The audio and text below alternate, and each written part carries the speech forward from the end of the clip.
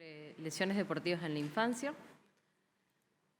Primero, quería contarles que diariamente los papás nos preguntan en el consultorio que si los beneficios del deporte justifican los riesgos que implican y 100% sí, siempre los beneficios van a ser mayores que los riesgos de lesiones deportivas, porque como había dicho Alejandro hace rato en la charla, después de la pandemia y con la pandemia tenemos mucho sobrepeso, tenemos sedentarismo y mucho tiempo de pantalla ahora en los chicos.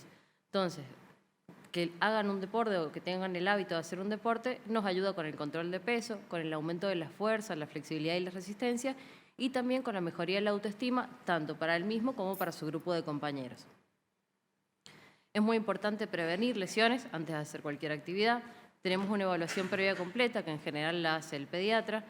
Tenemos que saber cuál es la condición física previa del chico y si tiene antecedentes de lesiones previas. Hay que hacer un acondicionamiento específico según el deporte que vaya a realizar antes de hacer una práctica competitiva. Entonces, cuando los papás nos preguntan, siempre recomendamos que empiece con un deporte recreativo y después comience a hacer algo como más específico. Recomendamos que haya un entrenador calificado y en los adolescentes que empiezan a ir al gimnasio o quieren aumentar masa muscular, sabemos, como decía también recién Alejandro, que los entrenamientos de fuerza eran controversiales hace un tiempo y ahora se sabe que se puede, pero siempre se recomiendan pesos submáximos y que estén supervisados. Uno de los pilares fundamentales para la actividad física es la rehabilitación después de una lesión. Sabemos que es fundamental para recuperar la función normal y perder el miedo para volver a hacer la actividad física. Siempre va a haber un retorno más rápido a la actividad, pero el retorno va a ser gradual dependiendo de cada chico. Estadísticamente podemos dividir las lesiones según la edad. En los niños más chiquitos vamos a encontrar las lesiones en miembro superior por caídas, las fracturas, y en los niños más grandes y adolescentes las lesiones en miembros inferiores, de los cuales el mayor porcentaje se los lleva a la rodilla. Por una cuestión práctica, lo dividimos en lesiones traumáticas o por sobreuso, o sea, las traumáticas son las que vamos a encontrar en la guardia. Por supuesto, estas se superponen una a las otras, pero a grandes rasgos, sí. Dentro de las lesiones traumáticas, una de las más frecuentes es la luxación de rótula, que es la causa más frecuente de martrosis que tenemos en la guardia, y aumenta su frecuencia en los niños de 10 a 17 años. Tenemos que saber que hay factores predisponentes, como la laxitud ligamentaria, los chicos con síndrome de Down o Ehlers-Danlos, rótula alta, genovalgo, un aumento del ángulo Q por aumento de la distancia de la tuberosidad anterior de la tibia o displasia troclear. Y tener en cuenta que en el caso de una luxación de rótula tenemos dos tipos de complicaciones que son las que tenemos que pensar y estudiarlas. En agudo, una lesión osteocondral por la misma luxación y en crónico, una rodilla que no fue hidratada, inestabilidad y artrosis precoz. Entonces, el paciente cuando llega a la guardia hacemos una radiografía, pero más allá de que en la radiografía no se vea nada, tenemos que hacer una resonancia buscando siempre una lesión osteocondral. Y el tratamiento va a ir dirigido o a la causa predisponente, o sea, a la anomalía anatómica que la haya generado, o si hay una lesión osteocondral asociada. Dentro de los traumatismos también tenemos las fracturas por avulsión epifisaria, que sería esto lo distinto a los adultos. Tenemos la fractura de slip, que es la avulsión de alguno de los polos de la rótula, ya sea el superior, el inferior o los laterales, que dentro de todos el más frecuente que vemos es el polo inferior. Se da en pacientes menores de 16 años y generalmente refieren a entrenamientos intensivos, ya sea corriendo o saltando, o es el chico que le quiso pegar a la pelota y le pegó al piso o al aire, o sea que es una contracción del cuádriceps sin tener un resultado. Y en esta siempre vamos a pedir una resonancia porque radiográficamente, al ser una avulsión del cartílago y del periósteo, si se ve en la radiografía, se ven unos pequeños fragmentos óseos que la mayoría de las veces pasan desapercibidos. Y si no la buscamos, por ejemplo, también tenemos que dar rótula alta, pero si no la buscamos, no nos vamos a dar cuenta. En la resonancia sería el criterio diagnóstico final. También tenemos la fractura de espina tibial, que es en la frecuencia de 8 a los 14 años. También se produce por lesiones sin contacto, sería el equivalente a la lesión del cruzado anterior de los adultos, o sea, una tibia en posición fija con una rotación interna del fémur. Y en este también tenemos que pedir resonancia porque más allá de que radiográficamente cueste verla también, el 60% tiene una asociación con otra fractura, con desgarros meniscales o lesiones ligamentarias. Acá se ve en la imagen, en las imágenes de la izquierda, en la de perfil se ve un poquito más la fractura de la espina tibial y también es diagnóstico a la resonancia. Otra de las avulsiones es la avulsión de TAT, es más frecuente en los adolescentes, una contracción forzada del aparato extensor. Entonces esta también tenemos al chico que dice que le quiso pegar a la pelota y le pegó al aire, o en fútbol salto. Y esta, lo importante es saber que se asocia con síndrome compartimental y con lesiones intraarticulares, sobre todo si son de grado 3 en la clasificación, que son las que tienen compromiso epifisario, tendríamos que buscar lesiones intraarticulares. Una imagen radiográfica de una avulsión de TAT.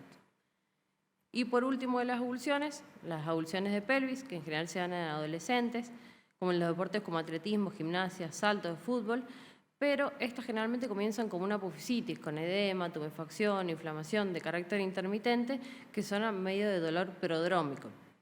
Entonces, si pasa en agudo y hacemos una radiografía, por ahí tenemos el diagnóstico, pero si sucede en crónico, generalmente son mal interpretadas porque la reacción perióstica hace que las malinterpretemos como un tumor o una infección. Perdón. En este es el tratamiento de las fracturas de pelvis o de las avulsiones de pelvis. Hacemos reposo deportivo mínimo 6 semanas en los pacientes que hacen deportes competitivos y si el dolor continúa son de 4 a 6 meses de inmovilización. Y últimamente está discutido, pero se aconseja que en las fracturas que tienen más de 2 centímetros de tamaño de más de 2 centímetros y que están cerca de la ceja acetabular, habría que fijarlos porque producen impingement a largo plazo. Como generalidad, como la mayoría de las lesiones son de rodilla, y como dije, la mayoría tenemos que pedir una resonancia, la recomendación es que cuando el paciente entre a la guardia, sea una radiografía, quede con una válvula de yeso, nunca un yeso cerrado para evitar el síndrome compartimental, y se lo estudia con una resonancia para tener un diagnóstico definitivo. Otro tipo de lesiones, que estas son las más frecuentes que vemos en consultorio, el locus later, que es la apofisitis de la tuberosidad tibial anterior, en varones se da de los 10 a los 15 años y en mujeres de 8 a 13 años y son bilaterales en el 20 a 30% de los casos. Clínicamente comienzan con dolor y sensibilidad aumentada en la TAT, generalmente son episódicos, o sea, hay dolores que vienen y se van. Los pacientes cuando es crónico ya tienen aumento del tamaño de la TAT, disminuye la flexibilidad del cuádriceps de los isquiotibiales y tienen dolor a la extensión de rodilla. Se genera una atrofia del músculo por el mismo desuso. Entonces, en el tratamiento, yo en general les hago hacer solamente reposo si es crónico, si es agudo, perdón, si es crónico, los dejo que sigan haciendo actividad física, que estén con crioterapias, con AINES, y el fortalecimiento muscular específico con la elongación del cuádriceps e isquios como tratamiento rehabilitador para evitar que siga disminuyendo la fuerza de ese músculo. Estas son las radiografías. Vemos que en los casos crónicos generalmente se producen unas calcificaciones intratendinosas, como se pueden ver en la radiografía de la izquierda y en la resonancia en el tendón de la derecha. Otra de las apofisitis es la de Larsen-Johansen, que es la inserción proximal del polo rotuliano. Esta es exactamente igual que el locus later, así que no me voy a detener mucho, y el tratamiento es el mismo. Otra es la apofisitis, la enfermedad de Sever, que se ve con la misma frecuencia que los later. Tiene mucho que ver el calzado que usan los chicos, que es el botín cuando hacen deporte, que es chato. Es la apofisitis del calcáneo, o sea, niños de 9 a 14 años. Claramente empieza de forma bilateral con un dolor difuso, que es intermitente. Y el tratamiento también es sintomático. Disminuimos la distancia que tiene que recorrer el Aquiles, por eso ponemos una telonera de silicona, usamos analgésicos, hielos y ejercicio de estiramiento del Aquiles y la fascia plantar. También radiográficamente se ve un aumento de la densidad del calcáneo en la inserción del Aquiles. Otra de las patologías de consultorio, la osteocondritis secante, que es una lesión condral más frecuente en varones y mayores de 11 años, y el 60% se localiza en la cara lateral del condilo medial del fémur, con una clínica variable, que en el caso de que tenga un fragmento subcondral grande, que llamamos ratón articular, produce bloqueo y derrame conducido.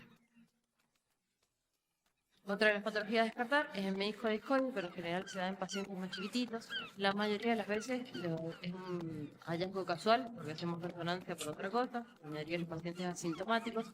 Y cuando tienen síntomas, el chasquido de la rodilla y el bloqueo, este mismo bloqueo, el movimiento del menisco dentro de la articulación es lo que produce inestabilidad. Pero lo que quería decir de este caso, en el caso de menisco discoide, es que la mayoría de los casos hay que hacer tratamiento conservador, a no ser que el chico esté muy sintomático.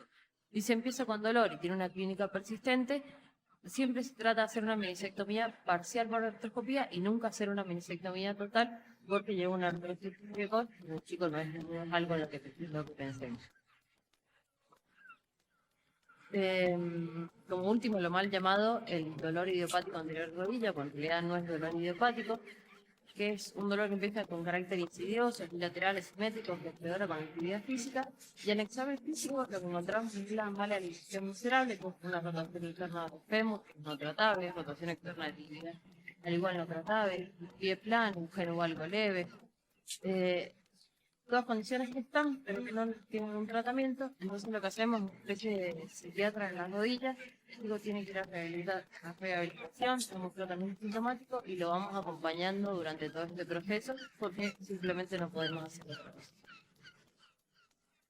Y en los deportistas de alto rendimiento, pensar en el síndrome compartimental crónico de esfuerzo, existe, ¿sí? Está en los miembros inferiores y ante un dolor persistente tenemos que hacer un tratamiento quirúrgico con salida del compartimento afectado, haciendo que para hacer una cosa muy. Por último, las fracturas por fatiga que se dan de tensiones son máximas repetitivas y esto es lo importante que es el diagnóstico diferencial con tumores o displasia. El último mensaje, como siempre tenemos, o siempre el chico se queja de gonalgia.